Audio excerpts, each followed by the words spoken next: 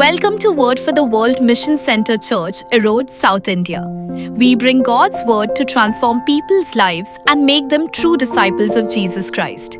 We are delighted to have you with us. May the Lord bless you abundantly. If you're from Erode, we welcome you to join us in our Sunday worship. Word for the World Mission Center சபையின் சார்பாக உங்களை நாங்கள் வரவேற்கிறோம். நீங்கள் எங்கள் சபையின் ஞாயிறு ஆராதனையில் கலந்து கொள்ள உங்களையும் உங்கள் குடும்பத்தையும் அன்புடன் அழைக்கிறோம். கர்த்தர் உங்களை ஆசீர்வதிப்பாராக.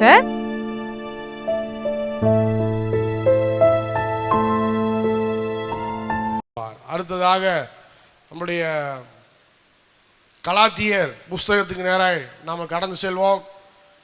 இன்றைக்கு இந்த புஸ்தகத்தை நாம் முடிக்க போகிறோம்.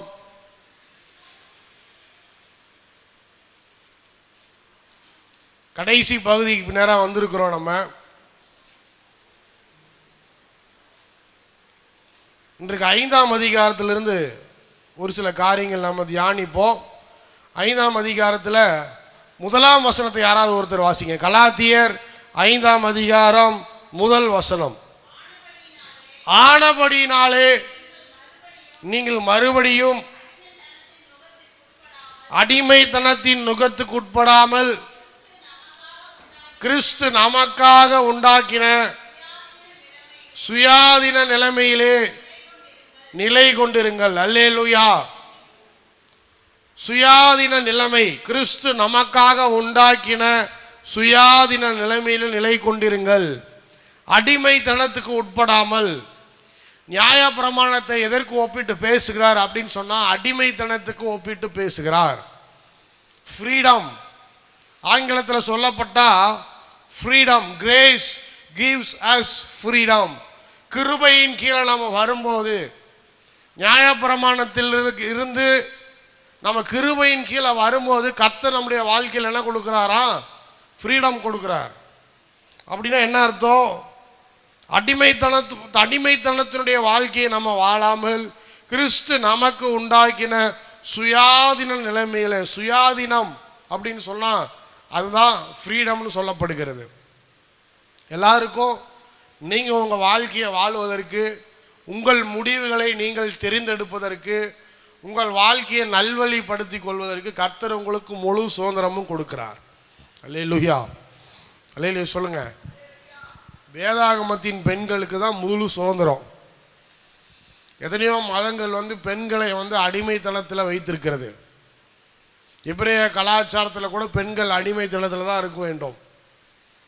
ஸ்லேவ், பெண்களை என்னவா பண்ணுறாங்க? பெண்களை அடிமைகளாய் விற்றார்கள். அந்த நாளைக்கு வேலைக்கார பெண்ணுன்னு சொன்னால் அடிமை பெண் அர்த்தம். ஆனால் கர்த்தர் எப்படி மாற்றுகிறாருன்னு பாருங்க. இந்த நியாயப்பிரமாணத்தில் முதலாளி, தொழிலாளி, மாஸ்டர், ஸ்லேவ், அடிமை இப்படியெல்லாம் இருக்குது. அவங்களை எப்படி நடத்த வேண்டும் அப்படின்னு சொல்லி இருக்கிறது. ஆனால் கிறிஸ்துவின் கிருபையின் கீழ் நாம் வரும்போது அவர் என்ன சொல்றார்? நம்மளை நீங்கள் அடிமைத்தனத்துக்குள்ளே இருப்பதற்காக நான் உங்களை அழைக்கவில்லை, சுதந்திரவாளியாக இருப்பதற்காக. போன வாரம் பார்த்தோம். போன வாரம் என்ன பண்ணுறோம்? தேவன் நம்மை மகனாக மகளாக நம்மை சேர்த்து கொள்வதன் மூலமாக நம்ம என்னவா மாறுகிறோம்? சுதந்திரவாளியாய் நாம் மாறுகிறோம். இன்ஹெரிட்டன்ஸ், ஹையர்னு சொல்லுவோம், லீகல் ஹையர். உங்களுக்கு யாராவது லீகல் ஹையர் இருக்கிறாங்களா? பார்த்து கேட்குறாங்களா நம்மள்கிட்ட வக்கீல்? உங்களுக்கு யாராவது லீகல் ஹையர் யாராவது இருக்கிறாங்களா? யார்? உங்கள் பிள்ளைகள், உங்கள் வம்சம். அதே போல் தான் கிறிஸ்து என்னவா பண்ணுறார்? நம்மளை சுதந்திரவாளியாய் மாற்றுகிறார். அது மாத்திரமல்ல, He gives us freedom. நாம் சுதந்திரமாய் வாழுவதற்கான எல்லா உரிமைகளையும் கர்த்தர் நமக்கு கொடுக்கிறார். அப்போ எப்படி கொடுக்கிறாருன்னு சொன்னா, ஒரு முதலாளி ஒரு தொழிலாளியை நடத்துகிற மாதிரி நம்மளை தேவனாகிய கர்த்தர் நடத்துறதில்ல. ஒரு முதலாளி ஒரு வேலைக்காரனை நடத்துவது போல நம்மளோட தேவனாகிய கர்த்தர் நம்மளை நடத்துவதில்லை. ஒரு தகப்பன் மகளை நடத்துவது போல, மகனை நடத்துவது போல தான் கர்த்தர் நம்மை நடத்துகிறதா இருக்கிறார். அல்லேலூயா. நீ இந்த வேலையை செய்ய, நான் உனக்கு உதவி செய்கிறேன். இவ்வளோ வேலையை நீ செஞ்சு முடி, நான் உனக்கு பணம் தரேன். இதுதான் யாருக்கு உள்ள உறவு? முதலாளிக்கும் வேலைக்காரனுக்குள்ள உறவு. நான் மேடையில் உட்காந்து சாப்பிட்றேன், நான் மேலே உட்காந்து சாப்பிட்றேன், நீ கீழே உட்காந்து சாப்பிடு, எனக்கு போக மீதி தான் உனக்கு. ஆனால் தகப்பன் அப்படின்னு சொல்லும்போது, மகன் மகள் அப்படின்னு சொல்லும்போது நம்ம எல்லாரும் சேர்ந்து உட்காந்து சாப்பிடுவோம். என்னுடைய தட்டில் நீ என்ன பண்ணலாம், சாப்பிட்லாம். தகப்பன் தட்டில் தான் பிள்ளைகள் சாப்பிட்றாங்க, தகப்பனோடு சேர்ந்து உட்கார்ந்து சாப்பிட்றாங்க. அடுத்தது தகப்பன் தன்னை பற்றி நினைப்பதை காட்டிலும், தன்னை பற்றி யோசிப்பதை காட்டிலும் மகனை பற்றி தான் அதிகமாக யோசித்து கொண்டிருக்கிறார், மகளை பற்றி தான் அதிகமாக யோசித்து கொண்டிருக்கிறார். அப்போ என்ன பண்ணுறாங்க, நான் என்ன நினைக்கிறேன் அப்படி என்பதை காட்டிலும் என் மகனை பற்றி தான் அதிகமாக நினைத்து கொண்டிருக்கிறேன். இப்போ விருத்த சேதனம் பண்ணுவது ஒரு பிரச்சனைன்னு சொன்னேன். வாசிங்க, தொடர்ந்து வாசிங்க, 2ஆம் வசனத்துல வாசிங்க.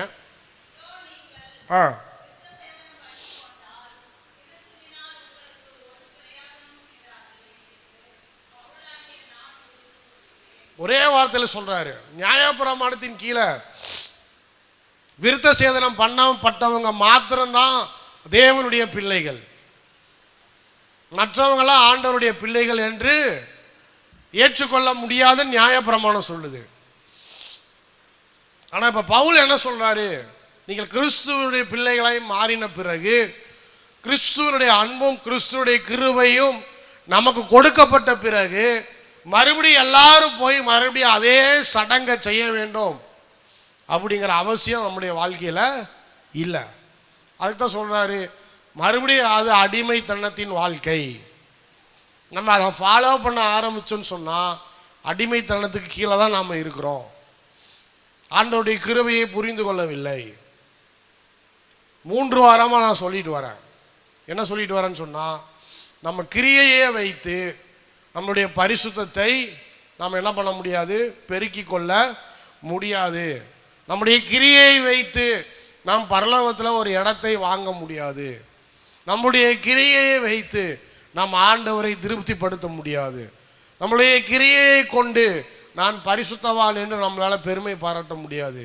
அப்படி பண்ணோன்னு சொன்னால் தேவனுடைய கிருபையை நாம் உதாசீனப்படுத்துகிறவர்களாக இருக்கிறோம். தேவ கிருபை உள்ளபடினால நீங்கள் பரிசுத்தவானாக இருக்கிறீர்கள். தேவ கிருபை உங்கள் மேலே இருக்கிறதுனால நீங்கள் நீதிமான்களாக இருக்கிறீங்க. தேவ கிருபை உங்கள் மேலே இருக்கிறதுனால தான் கர்த்தர் உங்களை ரட்சித்து இருக்கிறார். நாம் செய்தது எதுவுமே கிடையாது. இதுதான் மற்ற மதங்களுக்கும் நமக்கு உள்ள ஒரு முக்கியமான வித்தியாசம். அப்போ அடுத்து 13ஆம் வசனத்துக்கு போவோம். 5:13. சகோதரரே, நீங்கள் சுயாதீனத்திற்கு அழைக்கப்பட்டீர்கள். இந்த சுயாதீனத்தை நீங்கள் மாம்சத்துக்கு ஏதுவாக அனுசரியாமல் அன்பினாலே ஒருவருக்கு ஒருவர் ஊழியம் செய்யுங்கள். 14 வாசிங்க. உன்னிடத்தில் நீ அன்பு கூறுவது போல பிறரிடத்திலும் அன்பு கூறுவானாக என்ற இந்த ஒரே வார்த்தையிலே நியாயப்பிரமாணம் முழுவதும் நிறைவேறும். ஸ்தோத்திரம். இப்போ பாருங்க, இவ்வளவு நாள் நியாயப்பிரமாணம் பேசிட்டு இருக்கோம். இதுக்கு கீழ்ப்படியில அப்படின்னு சொன்னா இது எப்படி ஃபுல்ஃபில் பண்றது? நான் முன்னாடியே சொன்னேன், கர்த்தரால் கொடுக்கப்பட்ட ஒரு சட்டம். அது என்னன்னு சொன்னா நியாயப்பிரமாணம் தான். அந்த சட்ட திட்டங்களுக்கு கீழ்ப்படிஞ்சா மட்டும்தான் பழைய ஏற்பாட்டில் அவங்களுக்கு பாவ மன்னிப்பு. யாராலையும் முடியல. இப்போ ஆண்டவர் என்ன பண்றாரு, இயேசு கிறிஸ்து என்ன பண்றாரு, இந்த நியாயப்பிரமாணத்தை இவர் நிவர்த்தி செய்கிறார். எப்படி நிவர்த்தி செய்கிறாரு?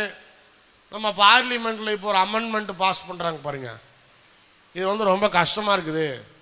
இது பழைய சட்டமாக இருக்குது. இந்த காலத்துக்கு இந்த நேரத்துக்கு இது ஏற்புடையது அல்ல. ஆனால் நம்ம எல்லாரும் சேர்ந்து என்ன பண்ணுவோம், ஒரு அமெண்ட்மெண்ட் பாஸ் பண்ணி அதை மாற்றுவோம்.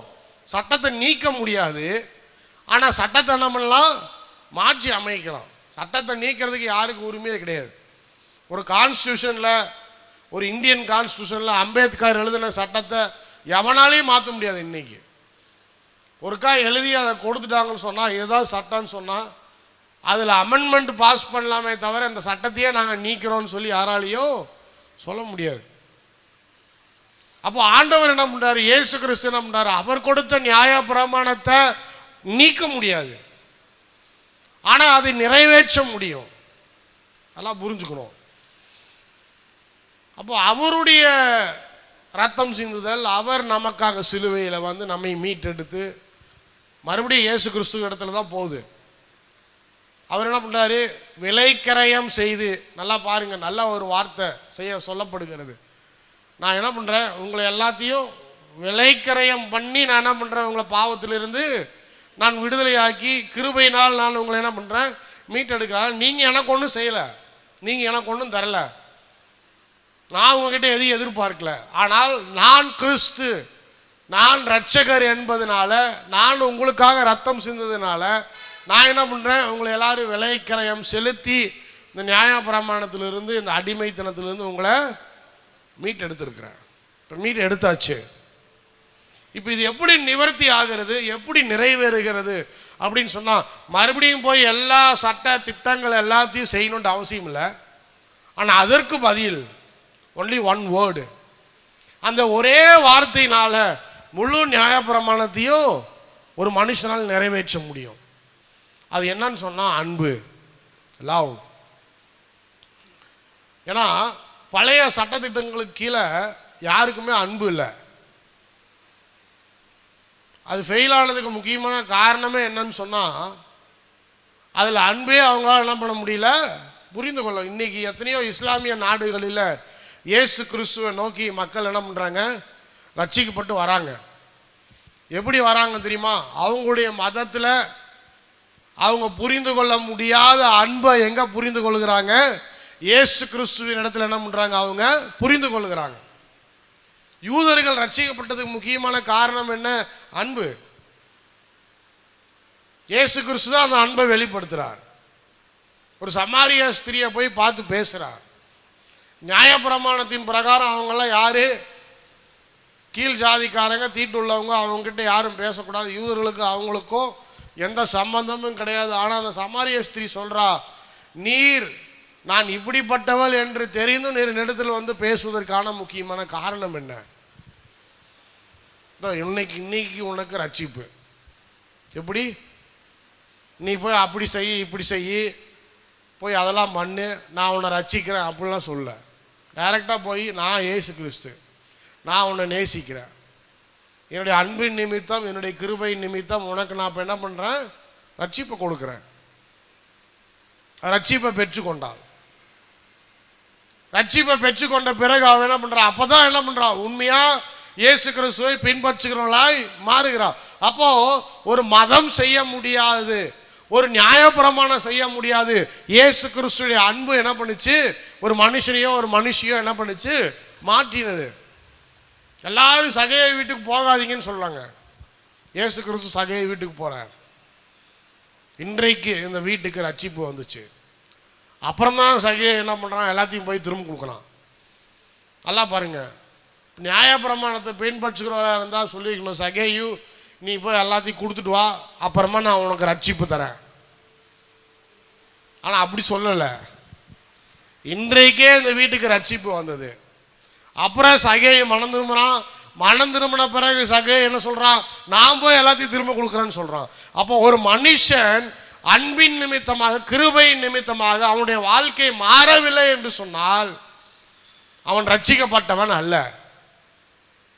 இப்போ ஒரு சார் ரட்சிக்கப்படணும்னு சொன்னான், அவனுடைய வாழ்க்கை மாறணும்னு சொன்னான், முதலாவது இயேசு கிறிஸ்துடைய அன்பையும் கிருபையும் அவன் ஏற்றுக்கொண்டவனாக இருக்க வேண்டும். நீங்கள் மாறுங்க மாறுங்க மாறுங்கன்னு நம்ம சொல்லிலாம் மாற்ற முடியாது. யாரெல்லாம் அவருடைய அன்பை, இயேசு கிறிஸ்துடைய அன்பை ருசித்து பார்க்கிறார்களோ அவங்கெல்லாம் திரும்ப பாவத்துக்கே போக மாட்டாங்க.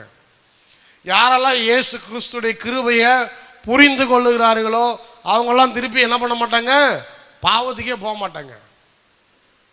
அப்போ என்ன ஆச்சு பார்த்தீங்கன்னு சொன்னால், இங்கே என்ன நடக்குது, 5:16 என்ன நடக்குது வாசிங்க.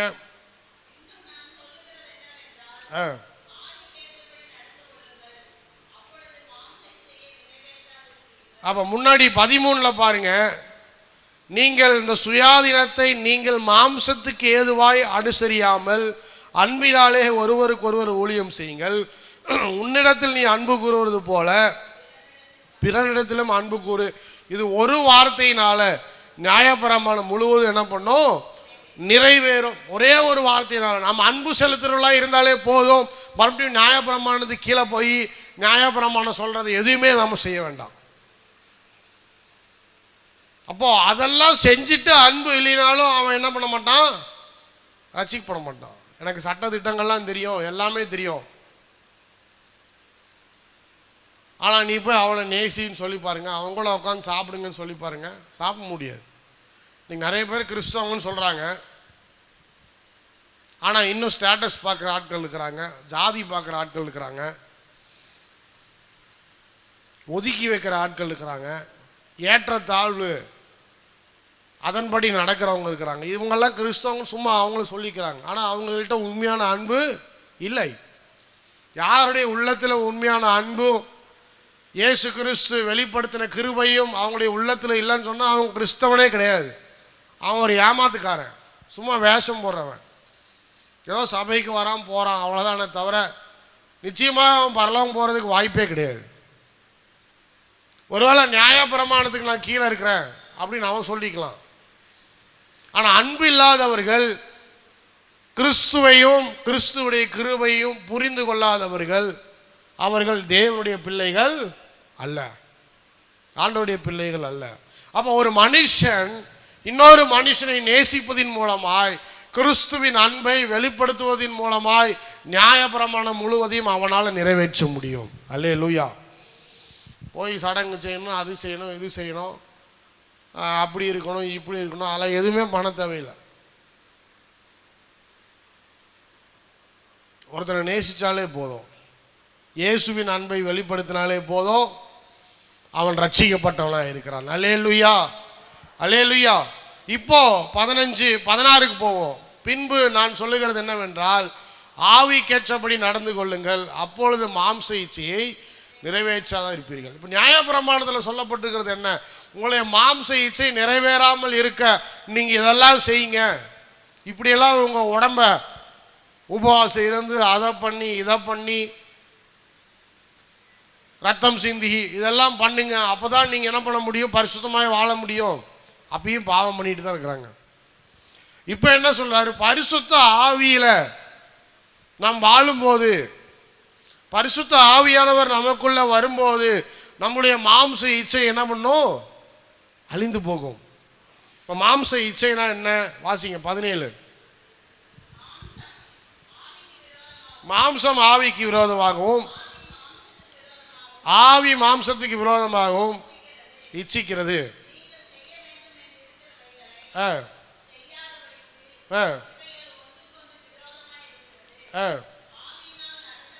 ஆவியினால் நடத்தப்படுவீர்களானால் நீங்கள் நியாயப்பிரமாணத்துக்கு கீழ்ப்பட்டவர்கள் அல்ல. இப்போ நல்லா புரிந்து கொள்ளுங்கள். நியாயப்பிரமாணம்னு சொன்னால் வெறும் ரூல்ஸ் புஸ்தகம். ரூல்ஸ் புஸ்தகத்தில் இருக்கிறனால நீங்கள் அந்த ரூல்ஸ் என்ன பண்ண முடியாது? நிறைவேற்ற முடியாது. பாட்டி நல்ல ஒரு உதாரணம் சொன்னேன். ஹெல்மெட்டு போடுங்க, ஹெல்மெட்டு போடுங்கன்னு சட்டம் சொல்லுது. நீங்கள் போடுறீங்களா? போட மாட்டேங்கிறீங்க. ஏன்னா உங்களுக்கு அதனுடைய முக்கியத்துவம் யாருக்கும் தெரியல.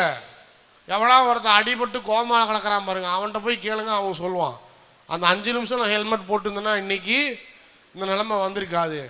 ஏன்னா அது வெறும் ரூல்ஸாக இருக்கு தவிர யாருடைய உள்ளத்திலும் அது போய் சேரல,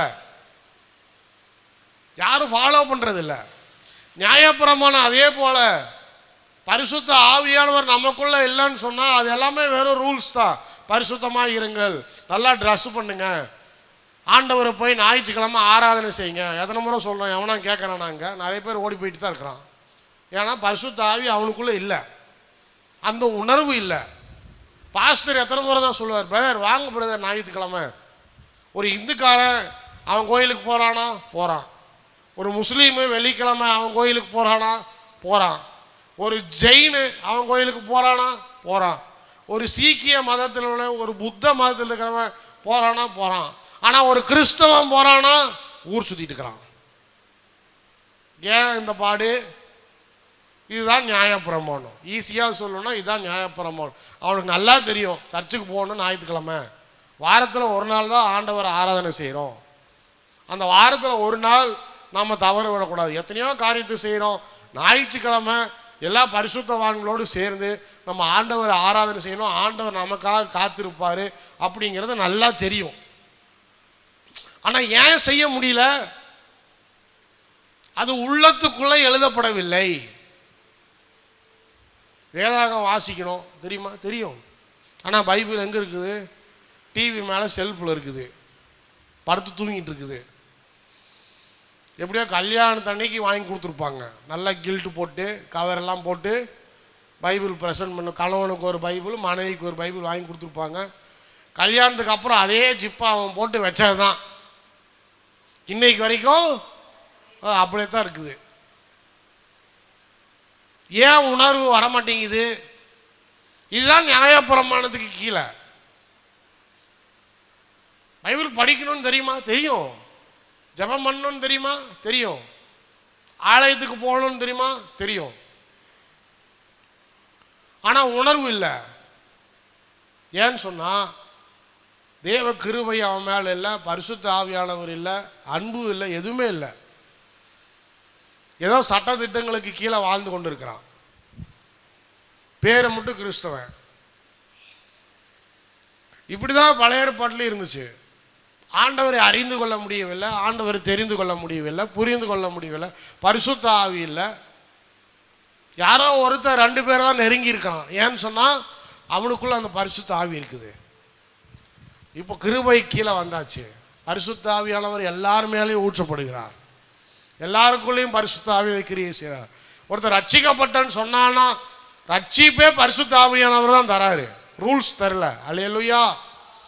நியாயப்பிரமாண ரட்சிப்பை தரல, பரிசுத்த ஆவியானவர் தான் ரட்சிப்பை தரார். அப்போ அந்த பரிசுத்த ஆவியானவரை பெற்றவன், பரிசுத்த ஆவியானவர் ஞாயிற்றுக்கிழமை காலையில் பேசுவார். 7 மணிக்கு எந்திரிச்ச உடனே சொல்லுவார், இன்றைக்கி என்ன கிழமை? ஞாயிற்றுக்கிழமை. வண்டி எடுத்து ஸ்டார்ட் பண்ணிவிட்டு குளிச்சுட்டு பைபிள் எடுத்துகிட்டு சர்ச்சுக்கு போ. ஆனால் அங்கே ஒரு போராட்டம் நடக்கும். அதுதான் இங்கே பேசுகிறார். ஒரு போராட்டம் நடக்கும். என்னன்னா மாம்சத்துக்கும் ஆவிக்கும் ஒரு போராட்டம். ஆவி எந்திரிச்சு போன்னு சொல்லும், மாம்சம் ஒரு 1/2 மணி நேரம் தூங்கலான்னு சொல்லும். இந்த நேற்று போய் ரொம்ப களைப்பாக இருக்குது, முதுகு வலிக்குது, கை வலிக்குது, கால் வலிக்குது. இதுவே ரேஷன் கடையில் பொங்கல் பரிசு கொடுக்குறாங்க, தீபாவளி ப்ரைஸ் கொடுக்குறாங்கன்னா எந்திரிச்சு ஓடுவான் வண்டி எடுத்துக்கிட்டு. ஆனால் சர்ச்சுக்கு வரும்போது மட்டும் என்ன ஆகுது? கை வலிக்குது, கால் வலிக்குது, அப்படியே ஒரு மாதிரி கஷ்டமாக இருக்குது. மாம்சம் போராடுது பாருங்கள் ஆவியோடு. இப்போ நியாயப்பிரமாணம் சொல்லும், ஒரு நாள் சர்ச்சுக்கு போகலன்னா என்ன, ஒரு 1000 ரூபாயை பாஸ்டரை கூப்பிட்டு காணிக்கையை போட்டு சரி பண்ணிடலாம். எப்படி? ஒரு 500 ரூபாயை கூப்பிட்டு ஏதோ அனுப்பிவிட்டு சரி பண்ணிடலாம். இதை நியாயப்பிரமாணம் சொல்லும். இதுக்கும் மேலே ஒரு நியாயப்பிரமாணம் இருக்குது. அந்த நியாயப்பிரமாணம் என்ன சொல்லணும்னா, காலையில் சர்வீஸ் வேண்டாம், சாயந்தரம் ஒரு 6 மணிக்கு யாராவது கடையை திறந்து வச்சுருப்பாங்க, அங்கே போய் ஒரு 1/2 மணி நேரம் உட்காந்துட்டு வந்தால் சரியாக போயிடும். இப்படி இருக்கிற ஆளுங்களாம் இருக்கிறாங்க. மாம்சம் போராடும் போது ஆவி அப்படியே விலகி போயிடும். ஒரு 2 நாள் பேசும் ஞாயிற்றுக்கிழமை காலையில், 3ஆவது நாள் போடா நீயாச்சு, உன் ஆத்மாவாச்சும் உன் சரீரமாச்சுன்னு எந்திரிச்சு போயிடும். அப்புறம் அந்த சத்தமே கேட்காது. அலாரம் அடித்தாலும் சரி, ஃபோன் அடித்தாலும் சரி, பொண்டாட்டி வந்து குத்துனாலும் சரி, எந்திரிக்கவே மாட்டான். அங்கே தான் அங்கே ஆவியே இல்லை. அப்படி எங்கே போய் அங்கே போய் கிரியை செய்யும்? எல்லாம் சுத்தமாக படுத்துருச்சு. இப்படித்தான் நிறைய பேர் ஆண்டவருடைய சமூகத்தை விட்டு என்ன பண்ணுறாங்க? பின்வாங்கி போகிறார்கள். என்னன்னு சொன்னால், மாம்சத்தில் நாம் வாழ வாழ மாம்சத்தை திருப்திப்படுத்த பரிசுத்த ஆவியானவர் சைலண்டாக போயிடுவார். ஆவியினால் நடத்தப்படுவீர்களானால் நியாயப்பிரமாணத்துக்கு கீழ்ப்பட்டவர்கள் அல்ல.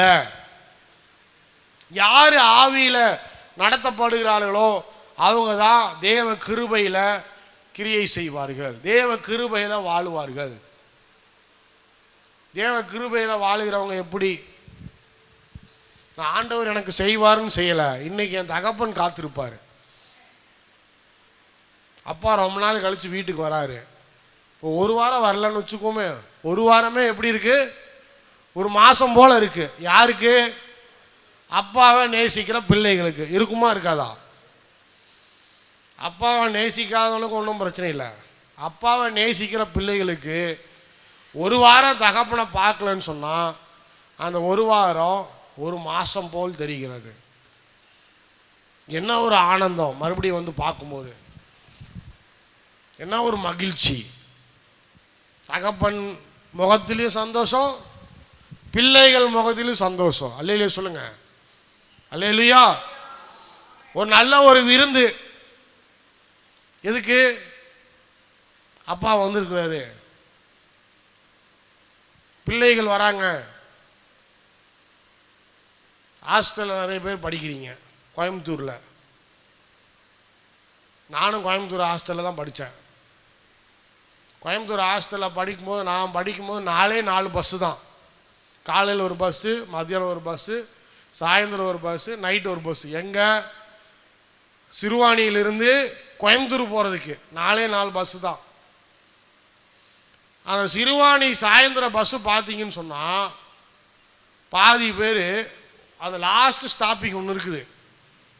இங்கிருந்து என்ன பண்ணுவானுன்னு தெரியல, பொட்டி படுக்கையில் எடுத்துகிட்டு போய் அங்கே போய் நின்று பஸ்ஸு மேலே வரைக்கும் ஏறிக்கோணுங்க. இது லாஸ்ட் ஸ்டாப்பிங் போயிட்டு திரும்ப வரும் அந்த பஸ்ஸு. அப்போ திரும்ப காலேஜ் ஸ்டாப்பிங் வரும்போது பார்த்தீங்கன்னா எல்லாம் ஃபுல்லாக இருக்கும், நிற்கிறது கூட இடம் இருக்காது. என்னடா பண்ணுறது? இருந்தாலும் மனசு சொல்லும். என்ன சொல்லும்? தகப்பன் வீட்டில் போய் உக்காந்து ஒரு நல்ல சாப்பாடு சாப்பிட்டு வந்தால் தான் நமக்கு திருப்தி. என்ன ஹாஸ்டலில் சாப்பிட்டாலும் ஹோட்டலில் சாப்பிட்டாலும் நம்ம வீட்டில் சாப்பிட்ற சாப்பாடு மாதிரி வருமா? அந்த சாப்பாடை நினச்ச உடனே என்ன பண்ணுவேன்? நிற்க முடியலனாலும் சரி, உட்கார முடியலனாலும் சரி, எப்படியோ உள்ளே போய் தொத்தி கோயம்புத்தூர்லேருந்து இன்னொரு பஸ்ஸு பிடிச்சி அந்த பஸ்ஸில் கொண்டாந்து வீட்டுக்கு வந்த உடனே ஒரு பெருமூச்சு, ஒரு சந்தோஷம் வரும் பாருங்க. என்னதான் இருந்தாலும் நம்ம வீடு தான். அல்லேலூயா. தகப்பன் தாய் கொடுக்குற ஆகாரம் அது ஆகாரம்தான். பசங்கள்கிட்ட கேட்டு பாருங்க, ஹாஸ்டலில் படிக்கிற பசங்கள்கிட்ட கேட்டு பாருங்க. அதே மாதிரி இவங்களும் என்ன பண்ணுவாங்க? ஓ இன்னைக்கு நம்ம பையன் வரான், ஏதோ ஹாஸ்டலில் இருக்கிறான் 5 நாள் 6 நாள். ஒரு 5 நாள் 6 நாள் இருந்தாலுமே ஹாஸ்டல் தான். வார முடிவுக்கு என்ன பண்ணுறான்? வரான். ஏதாவது நம்மளால் முடிஞ்சதை அவனை என்ன பண்ணுவோம்? ஒரு சாப்பாடை போட்டு அவனை நல்லா கவனிச்சு விடுவோம். இதான் தகப்பனுக்கும் பிள்ளைகளுக்கும் உள்ள உறவு. அல்லேலூயா சொல்லுங்க. இதுவே நீங்கள் போய் ஒரு ஹாஸ்டலில் இருந்துட்டு, ஒரு வார்டன் கிட்ட இருந்துட்டு, ஒரு சமையல்காரன் இருந்து அவன் செஞ்சு போடுறதுக்கும் குடும்பத்தில் சாப்பிட்றதுக்கு எவ்வளோ வித்தியாசம் இருக்குது. இப்போ இந்த ஆவியில் கிரியை செய்கிறவங்க அவங்க என்ன பண்ணுவாங்க? ஒரு தகப்பன் வீட்டுக்கு போகணும், தகப்பனை பார்க்கணும், அவருடைய சாப்பாடை சாப்பிடணும், அவரோடு கொஞ்ச நேரம் பேசணும். என்னதான் இருந்தாலும் நம்ம வீடு தான். அல்லேலூயா சொல்லுங்க. ஃபாதர்ஸ் ஹவுஸ் தான். அந்த ஃபாதர்ஸ் ஹவுஸ் யாரு? எல்லாரும் சொல்லுங்க, இயேசு கிறிஸ்துவா. ஸ்தோத்திரம். இங்க சபை, இந்த சபை தான் என்னது நமக்கு? ஃபாதர்ஸ் ஹவுஸ், மதர்ஸ் ஹவுஸ் எல்லாமே. அப்போ ஒரு வாரம் போலன்னா நமக்கே தோணணும், என்னடா இன்னைக்கு தகப்பன் வீட்டுக்கு போலியே, தகப்பனை பார்க்கலையே, எல்லாரோடும் சேர்ந்து உக்காந்து சாப்பாடு சாப்பிடலையே. இந்த உணர்வு இல்லாதவன் அவன் ஆவியிலே வாழுகிறவன் அல்ல. நான் நல்லா சொல்கிறேன். சபையை நேசிக்காதவன், ஆராதனை நேசிக்காதவன், ஆலயத்தை நேசிக்காதவன், தகப்பனோட உட்கார்ந்து அவருடைய சத்தத்தை கேட்க வேண்டும் என்கிற வாஞ்சை வைராக்கியம் இல்லாமல் ஊர் சுற்றி கொண்டு இருக்கிறவன், அவனெல்லாம் தகப்பனுடைய பிள்ளைகளே அல்ல.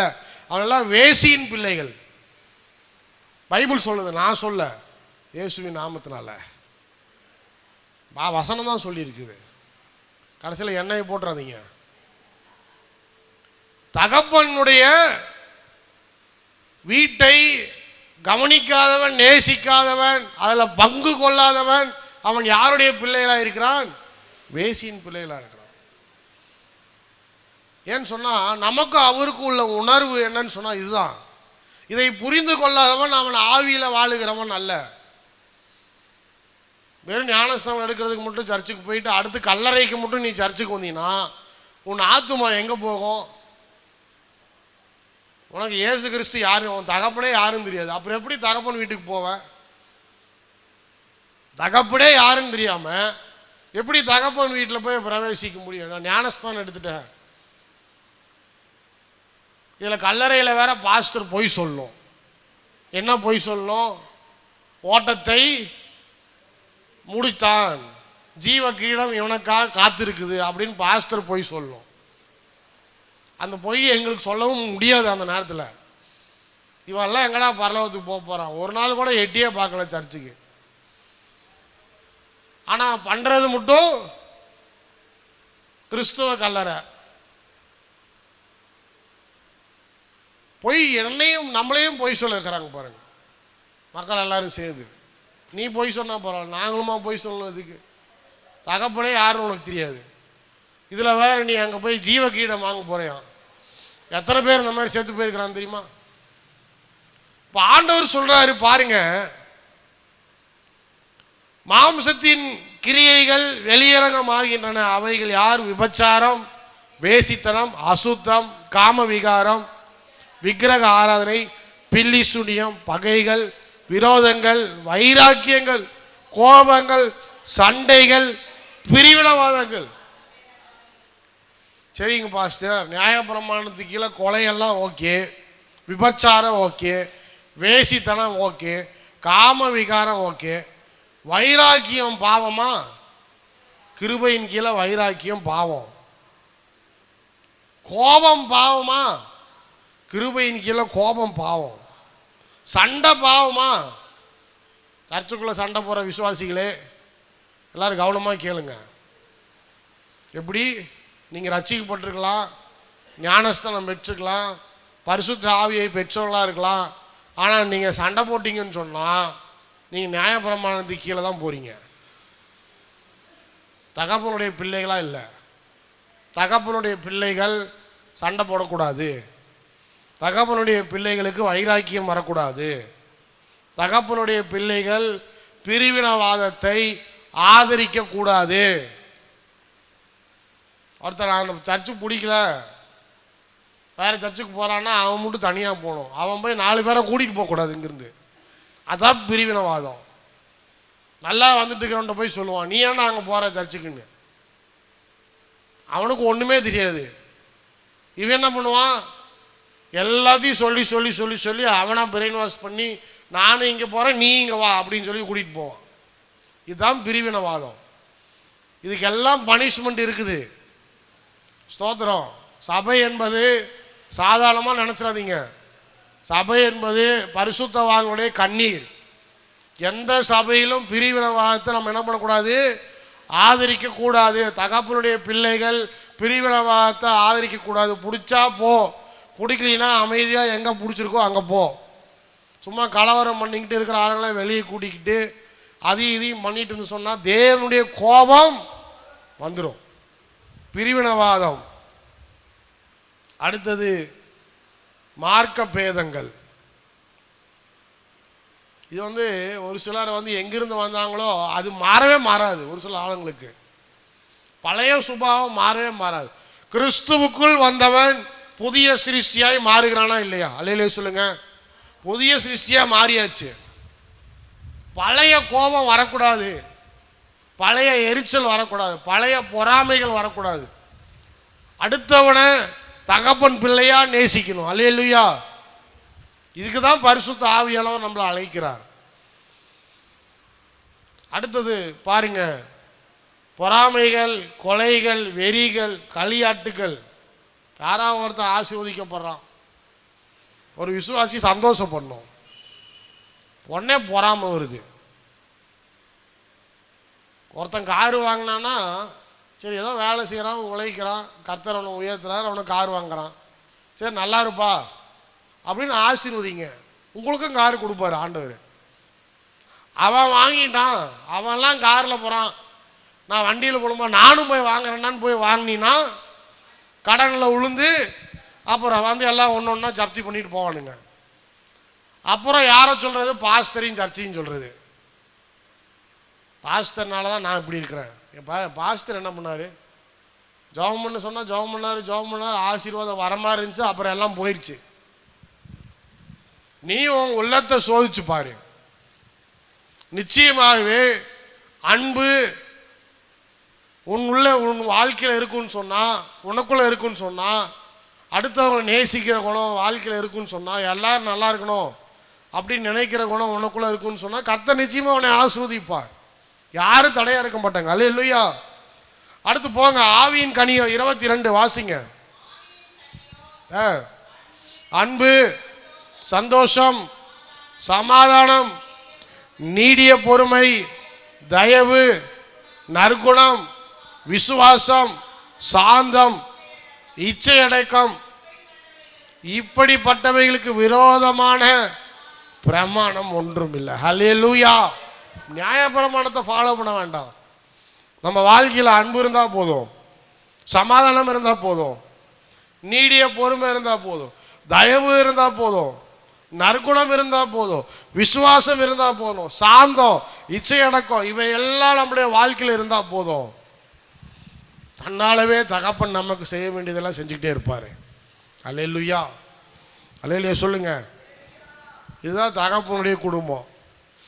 ஆவியின் படி நடக்கிறவங்க, மாம்சத்தின் படி நடக்கிறவங்களுக்கு உள்ள வித்தியாசம் தான். இப்போ நீங்கள் ஆவியின் படி நடக்கிறவங்கன்னு சொன்னால், எங்கே கிருபை இருக்குதோ அங்கே ஆவியின் படி நடக்கிறவங்களா இருக்கணும். நல்லா புரிஞ்சுக்கணும். எங்கே கிருபை இருக்குதோ அங்கே என்ன பண்ணணும்? ஆவியின் படி நடக்கிறவங்களா இருக்கணும். நாம் யார் அப்படிங்கிறது தெரியறதுக்கு முன்னாடியே கர்த்தர் நம்மளை நேசித்தார். அவர் நம்மளை நேசித்தபடினால் நம்ம என்ன பண்ணோம்? மற்றவங்கள நேசிக்கணும். உட்கார்றதுக்கு ஒரு சேர் இல்லை, வயசானவங்க இருக்கிறாங்க, சரி உட்காருங்க, நான் கொஞ்ச நேரம் நிற்கிறேன், அதனால ஒன்றும் பிரச்சனை இல்லை. இது ஒரு அன்பு. நம்மளால் என்ன பண்ணுறான்? உட்காந்துருக்கிறவனே எழுப்பிவிட்டு இவன் உட்காரான். இதுக்கு பேர் என்ன? அன்பா? இல்லை. அப்போ கிருபை உள்ளவன் மற்றவர்களை யாரை போல பார்க்கிறான்? தன் சொந்த குடும்பத்தை போல பார்க்கிறான். அல்லேலூயா சொல்லுங்க. நல்லா புரிஞ்சுக்கோங்க. இதுதான் கிறிஸ்துவ வாழ்க்கை. மற்றவனை பார்க்காமல் என்ன பண்ணுறான்? மற்றவனை தன்னுடைய சொந்த குடும்பத்தாரை போல என்ன பண்ணுறான்? பார்க்குறான். நான் எவன் வந்தால் என் சர்ச்சுக்கு வந்தால் எனக்கு என்ன, எவன் எப்படி கிடந்தா எனக்கு என்ன, நான் போய் ஆராதனை பண்ணால் அதுவே எனக்கு போதும். இது ஆவியின் கனி அல்ல. சினிமா தியேட்டரில் போய் படம் பார்க்குற மாதிரி ஒரு 2 மணி நேரம் போய் உக்காந்துட்டு நல்லா படத்தை கேட்டுட்டு அவ்வளோதான் நான் ஆசீர்வதிக்கப்பட்டுட்டேன் அப்படின்னு சொல்லி வீட்டுக்கு வந்து படுத்து தூங்கினா அதெல்லாம் ஒன்றும் கிடையாது. ஆனால் ஒரு குடும்பம் என்று சொல்லி பார்க்கும்போது, சரி போகிறோம், இந்த விசுவாசி நம்ம வீட்டு பக்கத்துலேருந்து தான் வராங்க, நல்லா இருக்கிறீங்களான்னு கேட்போம், நம்மளால் முடிஞ்ச ஏதாவது ஒரு சின்ன உதவி அவங்களுக்கு நாம் செய்யலாம். எல்லாருக்கும் எல்லாத்தையும் சால்வ் பண்ண சொல்லலை நான் பாஸ்டர். சரி ஏதோ நம்ம வீட்டு பக்கத்தில் இருக்கிறாங்க, நம்ம சர்ச்சுக்கு வராங்க, ஒரு ஐக்கியம், ஒரு அன்பு, நல்லா இருக்கிறீங்களா அப்படின்னு ஒரு வார்த்தை. சர்ச்சுக்கு வரவங்களுக்கு எப்படி இருக்கும்? சரி ஒரு விசுவாசி நம்மளை பார்த்து நல்லா இருக்கிறீங்களான்னு கேட்குறாங்களே, ஒரு சந்தோஷம். எல்லாரும் ஒரு ஐக்கியமாக இருக்கும்போது ஒரு சபைக்குள்ளே ஒரு ஒருமனப்பாடு வருது. ஆனால் இன்றைக்கி நிறைய பெரிய பெரிய சர்ச்செல்லாம் பாருங்கள், 3000 பேர் போகிறான், 3000 பேர் பக்கத்தில் எவன் உட்காந்துருக்கிறானே தெரியாது. இந்த 3000 பேர் 3 மணி நேரம் ஆராதனை செஞ்சுட்டு யாருன்னே தெரியாதவங்க பாரு எந்திரிச்சு போயிடுவாங்க. அடுத்து வீட்டில் போய் தனியாக தான் கிடப்பாங்க. நல்லா இருக்கிறீங்களான்னு கேட்கறதுக்கு ஒரு ஆள் இருக்காது. ஒரு குடும்பம்னு சொன்னால் குடும்பத்துக்குள்ள உறவுகள் இருக்குது. அல்லேலூயா. ஒரு தகப்பன் வீடுன்னு சொன்னால் சகோதரன் சகோதரி, அப்புறம் யார், பிள்ளைகள், இந்த மாதிரியெல்லாம் உறவுகள் இருக்குது. அதே போல் ஒரு சபைகளுக்குள்ள கர்த்தர் என்ன பண்ணுறாரு? அந்த உறவுகளை கொடுக்குறாரு. யாரும் தனியாக வாழவே முடியாது. யாராவது ஒருத்தர் நமக்கு அவசியம். நம்ம காசு கொடுத்து உதவி செய்யலாலும் சரி பாஸ்டர் சொல்கிறாரு அப்படின்னு சொல்லிட்டு எல்லோரும் காசு போய் கேட்டுறாதீங்க, பிரச்சனையும் அதுதான். சரி நம்ம காசு கொடுத்து உதவி செய்யலனாலும் ஜெபிக்கிறதுக்கு ஒருத்தங்க இருக்கிறாங்களே, அல்லேலூயா, நல்லா இருக்கிறாங்க, நல்லா இருக்கிறீங்களான்னு கேட்கறதுக்கு ஒருத்தவங்க இருக்கிறாங்களே. நிறைய பேர் ஏன் கேட்கறதெல்லாம் இதான் பிரச்சனை. நம்ம கேட்டால் அடுத்து என்ன பண்ணுவாங்க, ஒரு 500 ரூபா கொஞ்சம் கொடுத்தீங்கன்னா அடுத்த வாரம் திருப்பி தரேன் சர்ச்சுக்கு வரும்போது. கடைசியில் சர்ச்சுக்கு வரமாட்டான், இவனும் வரமாட்டான். இந்த மாதிரி கடை வாங்கிறதுக்காக கர்த்தர் நம்மளை சொல்ல, ஒரு ஐக்கியம், ஒரு ஐக்கியம் என்று சொன்னால் ஒரு தகப்பன் வீட்டில் எல்லாரையும் நேசிக்கிறாங்க, எல்லாரையும் கனம் பண்ணுறாங்க அப்படிங்கிற ஒரு உறவுகளை ஏற்படுத்துவதற்காக தான் என்ன சொல்கிறாரு, இந்த அன்பு, சமாதானம், சந்தோஷம், நீடிய பொறுமை, இந்த ஆவியின் கனிகள் எல்லாம் என்ன பண்ணுறாராம் கர்த்தர் நமக்கு கிருபையின் கீழே. இதுவும் பாருங்க கிருபையினால தான் கர்த்தர் கொடுக்குறாரு. நம்ம அப்படி இருக்கிறோம் இப்படி இருக்கிறோம் அப்படிங்கிறதுக்காக கொடுக்கறது இல்லை. கர்த்தர் நமக்கு கிருபையின் மூலமாக நம்ம ரட்சிக்கப்பட்ட பிறகு இந்த ஆவியின் கனிகளை கர்த்தர் நமக்கு கொடுக்கிறார். 24ஆம் வசனம், கிறிஸ்துவினுடையவர்கள் தங்கள் மாம்சத்தையும் அதன் ஆசை இச்சைகளையும் சிலுவையில் அறைந்திருக்கிறார்கள். நாம் ஆவியினாலே பிழைத்திருந்தால் ஆவிக்கேற்றபடி நடக்கிறவர்களாக இருப்போம். வீண் புகழ்ச்சியை விரும்பாமலும் ஒருவரை ஒருவர் கோபம் மூட்டாலும் ஒருவர் மேல் ஒருவரும் பொறாமை கொள்ளாமலும் இருக்க கடவோமாக. அல்லேலூயா. அப்போ எப்போ நம்ம கிருபை கீழே வந்துட்டோமோ, நியாயப்பிரமாணத்திலிருந்து கர்த்தர் நம்மளை விடுதலை ஆக்கிட்டாரோ, அப்போவே கிறிஸ்துவோடு சேர்ந்து நம்மளுடைய பழைய வாழ்க்கையும் சிலுவையில் அறையப்பட்டிருக்கிறது. அல்லேலூயா சொல்லுங்க, அல்லேலூயா. சிலுவையில் அறையப்பட்டிருக்கு. அறையப்பட்ட பிறகு மறுபடியும் போய் அதை தோண்டி எந்த விசுவாசியும் எடுக்கக்கூடாது. புதைச்சாச்சு, கோபத்தை புதைச்சாச்சு, எல்லா பாவத்தையும் புதைச்சாச்சு, வைராக்கியத்தை புதைச்சாச்சு, பிரிவினவாதத்தை புதைச்சாச்சு. எல்லாம் புதைச்ச பிறகு கர்த்தருடைய பிள்ளைன்னு வந்த பிறகு மறுபடியும் போய் அதெல்லாம் பார்த்துக்கிட்டு இருந்தீங்கன்னு சொன்னால் அதுலேருந்து சாத்தான் தான் வருவான். யார் வருவா? சாத்தான் தான் வருவான். அடுத்து 6ஆம் அதிகாரத்துக்கு போவோம். 7ஆம் வசனத்தை வாசிங்க, 7லேருந்து 10. மோசம் போகாதீர்கள்,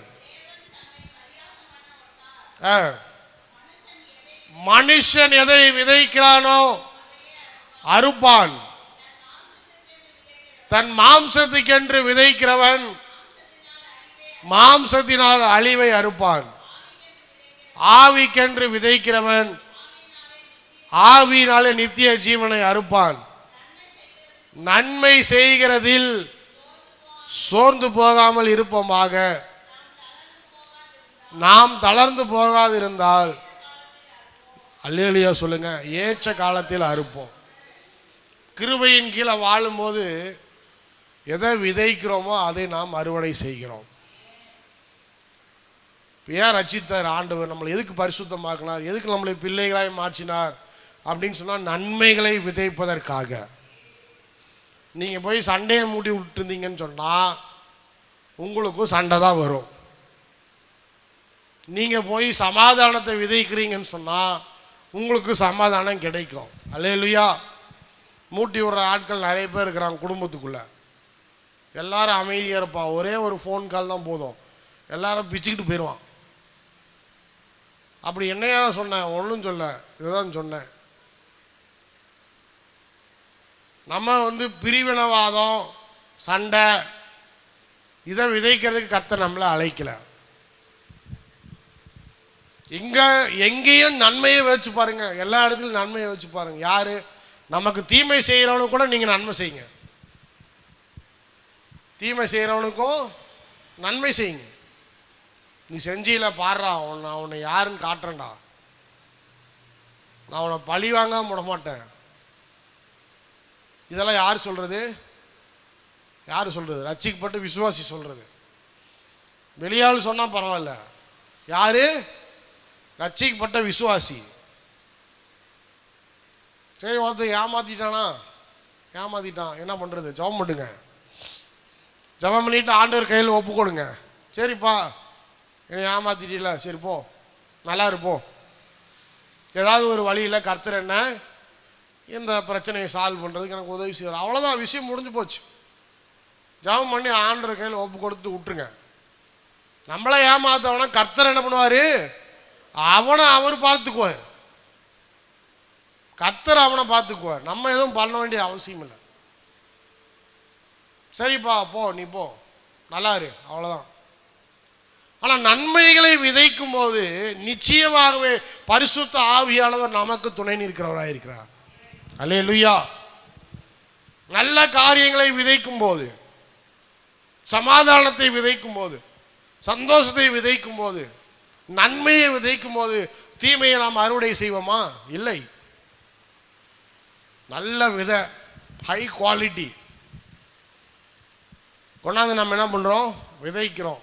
செடியாக வளருது. அதில் என்ன கிடைக்கும்? அதில் என்ன கிடைக்கும்? நல்ல ருசியான கனி கிடைக்கும்.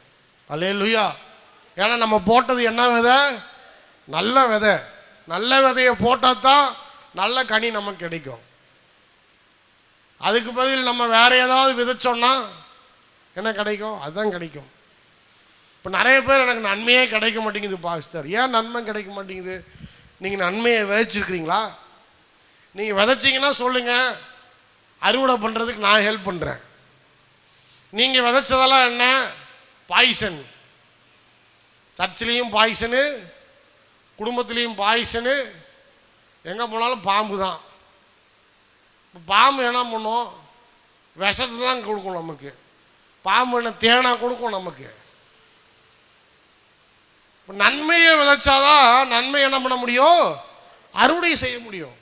நிறைய விசுவாசிகள் கிருபை கீழே வாழணும்னு நினைக்கிறாங்க, பரிசுத்த ஆவியானவர் கிரியை செய்யணும்னு நினைக்கிறாங்க, பாவம் இல்லாமல் ஜீவிக்கணும்னு நினைக்கிறாங்க. ஏன் திரும்பி பாவத்தில் விழுறாங்க? ஏன் திரும்பி பாவத்தில் விழுறாங்கன்னு சொன்னால் நன்மையை விதைக்கிறது இல்லை. வாயை திறந்தா நல்ல வார்த்தைகள் இல்லை, எண்ணங்களில் நல்ல எண்ணம் இல்லை, புத்தி எப்பேற்பட்ட புத்தி வாயை திறந்து சொல்லக்கூடாது. சாத்தானுடைய புத்தி தான் அவனுக்கு இருக்குது, பேர் தான் விசுவாசி. புத்தி நல்ல புத்தி இல்லை, நல்ல எண்ணம் இல்லை, அப்படி இப்படின்னு சொல்லிக்கிட்டு. ஆனால் கர்த்தர் என்ன ஆசீர்வதிக்கணும், கர்த்தர் என்ன வளர்த்தணும், கர்த்தர் என்ன பெருக பண்ணணும். எப்படி பெருக பண்ணுவார்?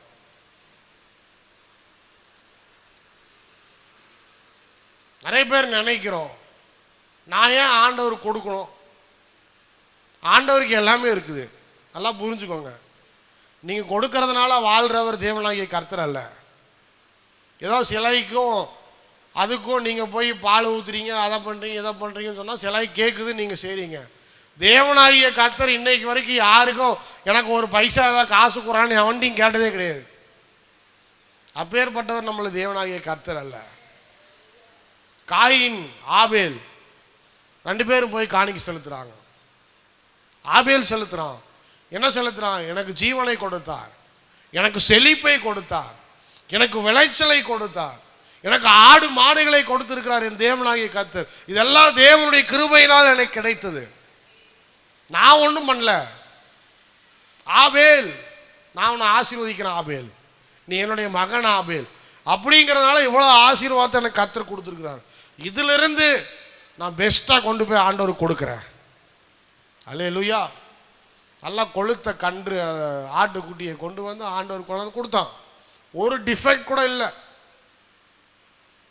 நல்லதாக கொண்டு வந்து கொடுக்குறான். அடுத்து காயின் வரான். சே, இவர் வேற கேட்குறாரே, நானே போய் கஷ்டப்பட்டு உழுது புரண்டு காலையிலேருந்து சாயந்தரம் வரைக்கும் சூரியனு கீழே கஷ்டப்பட்டு வேர்வை சிந்தி அப்படி பண்ணி இப்படி பண்ணி ஏதோ ஒரு 10 காய் சம்பாதிச்சு வச்சுருக்கிறான். அந்த 10 காயில் 2 காய் இவர் கேட்குறாரு. புத்தி பார்த்தீங்களா? இதான் நன்மையை விதைக்கிறவனுக்கும் தீமையை விதைக்கிறவனுக்கும் உள்ள வித்தியாசம். ஆவியில் யோசிக்கிறவனுக்கும் மாம்சத்தில் யோசிக்கிறவனுக்கும் உள்ள வித்தியாசம். ஆவியில் இருக்கிறவன் எப்படி யோசிக்கிறான்? கர்த்தர் கிருபையினால் நான் ஆசீர்வாதத்தை பெற்றிருக்கிறேன்னு யோசிக்கிறான். ஆனால் மாம்சத்தில் இருக்கிறவன் எப்படி யோசிக்கிறான்? நான் இத்தனை நாள் கஷ்டப்பட்டு இத்தனை நாள் உழைச்சி இந்த காசை கொண்டு போய் ஆண்டவர் கொடுக்கணுமா? ஏன் அவருக்குன்னா பணம் இல்லையா? கொண்டாந்தான். எப்படி கொண்டாந்தான்?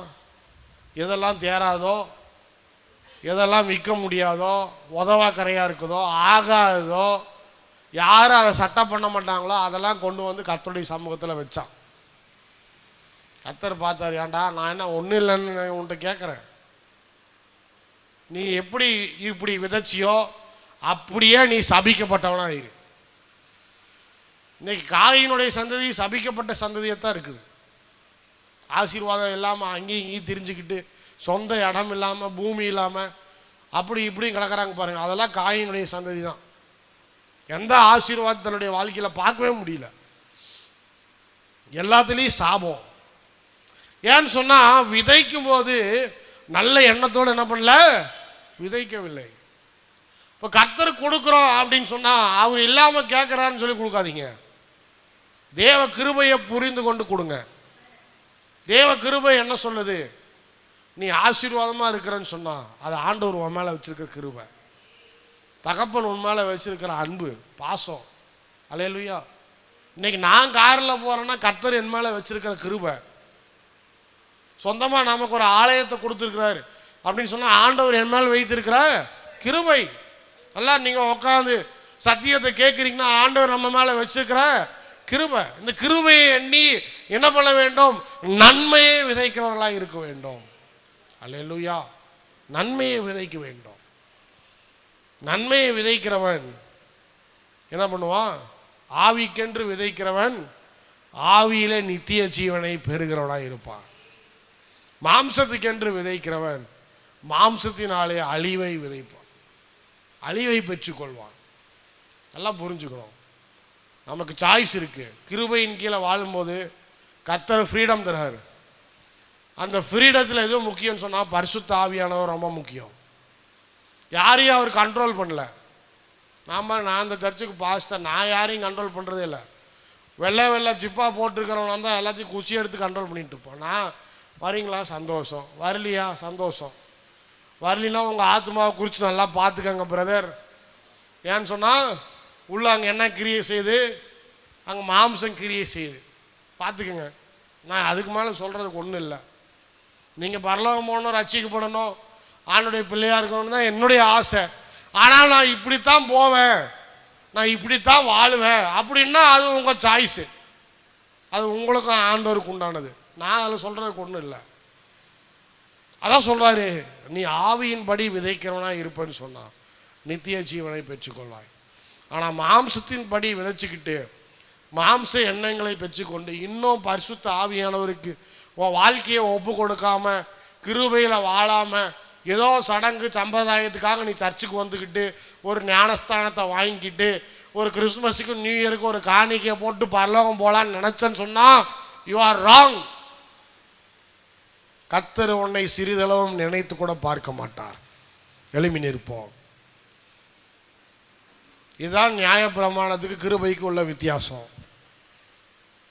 கிறிஸ்துவ வாழ்க்கைனா ஏதோ ஒரு மதம், ஒரு 4 ஜெபம் பண்ணி ஒரு வசனத்தை வாசிச்சுட்டு ஏதோ கொஞ்சம் காணிக்கையை போட்டு பரலோகத்தில் ஒரு சீட்டு வாங்கிடலாம் அப்படின்னு சொல்லி நினைக்கிற விசுவாசிகளாக இருக்கிறாங்க.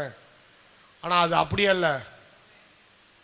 பரிசுத்த ஆவியானவர் நமக்குள்ளே கிரியை செய்ய வேண்டும், நம்முடைய உள்ளத்துக்குள்ளே கிரியை செய்ய வேண்டும். அழைக்கப்பட்ட அழைப்பு தேவன் எதற்காக அழைத்திருக்கிறார்? மகனாக மகளாக இருக்க அழைத்திருக்கிறார். வேலைக்காரனா இல்லை, அடிமைத்தனத்துக்கு கீழே இல்லை, பரிசுத்தவானாய் வாழுவதற்காக நன்மையை விதைப்பதற்காக கர்த்தர் உங்களை அழைத்திருக்கிறார். அந்த காரியத்தை உங்கள் வாழ்க்கையில் செய்யுங்க. நிச்சயமாகவே கர்த்தர் உங்களை கனம் பண்ணுவார். நிச்சயமாகவே கர்த்தர் உங்களை உயர்த்துவார். நல்ல ஆண்டவரே, இந்த காலை நேரத்தில் நீர் பேசின வார்த்தைக்காக நன்றி செலுத்துகிறோம். இன்றைக்கும் கூட நியாயப்பிரமாணம் நிறைவேறிற்று. இயேசுவின் அன்பினால, அவருடைய கிருபையினால நியாயப்பிரமாணத்தை நிறைவேற்றினவர் நீர் இயேசு கிறிஸ்து. நாங்கள் அதன் கீழே வாழாமல் உம்முடைய கிருபை கீழே வாழ்வதற்கு நீர் எங்களை அழைத்திருக்கிறீர். இந்த புஸ்தகம் முழுவதையுமாக, இந்த கடிதம் முழுவதையுமாக திரும்ப திரும்ப வாசித்து அநேக காரியங்களை கற்றுக்கொள்ள கர்த்தர் நீர் உதவி செய்திருக்கிறீர். இந்த பிரசங்கத்தை கேட்ட ஒவ்வொருவரையும் ஆசீர்வதியும், குடும்பத்தை ஆசீர்வதியும். இதன்படி வெறும் கேட்டு அப்படியே விட்டு செல்லாமல் இந்த கேட்ட காரியங்களை தங்களுடைய வாழ்க்கையில் பயன்படுத்த கர்த்தர் உதவி செய்வீராக. ஒவ்வொருவரையும் ஆசீர்வதிங்க, பலப்படுத்துங்க. சகல துதிக்கின்ற மகிமையெல்லாம் உமக்கே செலுத்துகிறோம். இயேசுவின் நாமத்தினால ஜெபிக்கிறோம் நல்ல பிதாவே.